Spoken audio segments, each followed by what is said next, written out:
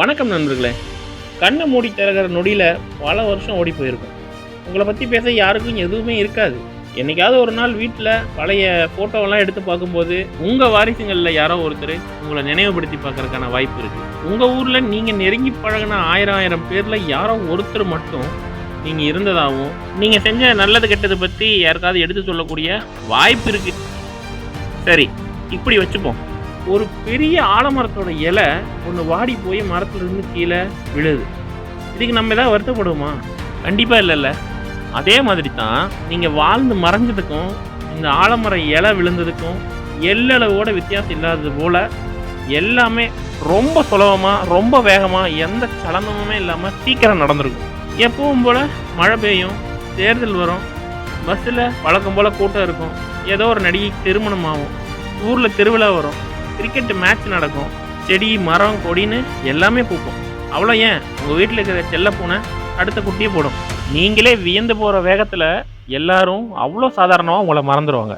ஒரு வருஷம் ஆனதும் அந்த வருஷம் முடிவில் உங்களுக்கு என்ன சாங்கியங்கள் செய்யணுமோ அதையும் ரொம்ப சிரத்தையாக செய்வாங்க.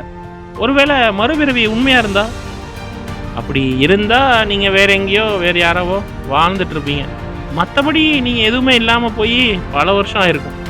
இப்போ சொல்லுங்கள், உங்களை இவ்வளோ சீக்கிரம் மறக்கிறதுக்காக காத்துக்கிட்டு இருக்கிற இந்த மக்கள் கூட்டத்தில் யாரை திருப்திப்படுத்துறதுக்காக இன்னைக்கு இப்போது இந்த நேரம் நீங்கள் பதட்டமாக ஓடிக்கிட்டு இருக்கீங்க?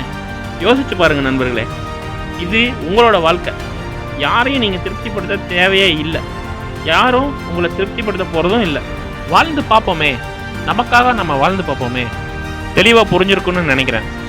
பாரா, இவன் இந்த மாதிரிலாம் பேசுகிறானா அப்படின்னு நினைக்காதீங்க. இது என் மனசில் தோணுன எண்ணம் கிடையாது. யாரோ ஒருவரோட மனசில் தோன்றிய ஒரு எண்ணத்தோட வெளிப்பாடு தான் இது. KS ராதாகிருஷ்ணன் என்பவரோட எழுத்து பதிவிலிருந்து உங்களுக்காக இந்த காணொலியை நான் உருவாக்கியிருக்கேன்.